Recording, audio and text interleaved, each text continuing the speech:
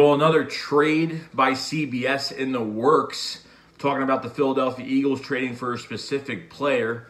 Let's get straight to it. You just love these, don't you? So the trade offer involves cornerback Rasul going to the New York Jets for linebacker Avery Williamson. Okay, now Avery Williamson from the New York Jets, $8.5 million cap hit for 2020. I think he's got a year left on his contract.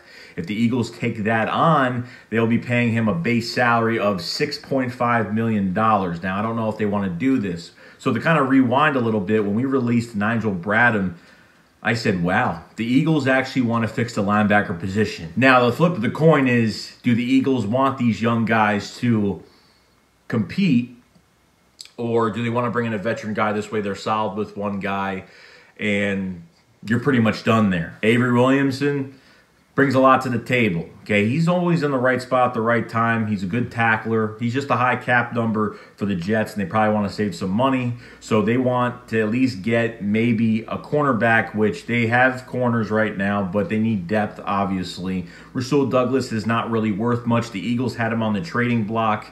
And then that was pretty much it. They had no value. They couldn't trade him, so they ended up re-signing him for a cheap deal on a one-year deal. And he's pretty much on the roster right now. But will he play? Probably not, because he's not an outside corner. He's not really going to do much for you. In the red zone, he will, because he's very lengthy. He's tall. He's a big corner. But he just cannot follow fast receivers on the outside. He can't line up anywhere, obviously. I think his time in Philadelphia is done, and I really wouldn't mind trading him right now. And you're saving a little bit, probably over $1 million if you do trade him. But Avery Williamson, veteran linebacker. Do you go out and do this trade, or do you let these guys just kind of compete?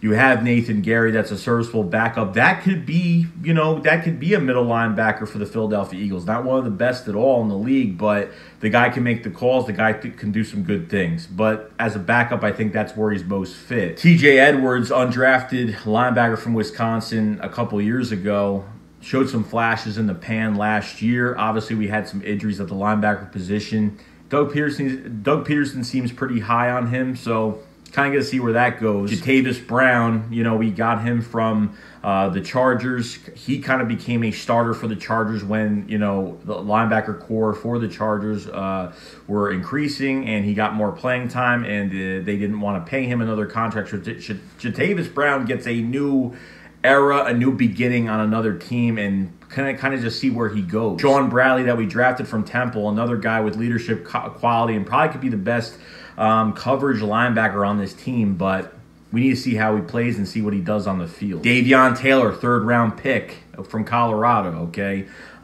Shows a lot of aggressive, very good backfield recognition quality, great eyes, tackles very well, never gets pushed back. Coverage skills, I don't think, probably doesn't have much of that, but we're just, like I said, has to see what he does on the field as well. So you look at this linebacker group as a whole, you kind of don't really know what to do, because obviously with the pandemic going on, we can't really say too much, because we need to see these guys play. I'm dying to see all these guys play. I think competition for the linebacker spot, I think linebacker is definitely a weakness on this team. I think it is a big weakness, but I think that with enough competition, and if the Eagles just want these young guys to battle it out, then that's fine. But if they want to go out and get a veteran guy like Avery Williamson and take on a $6.5 million cap hit, then I guess they could do that too. So what do you guys think? Do you think the Eagles should make this trade? Or obviously, Rasul Douglas, I can care if he stays or leaves. He's not even going to touch the field. He'll be on special teams maybe if he stays. But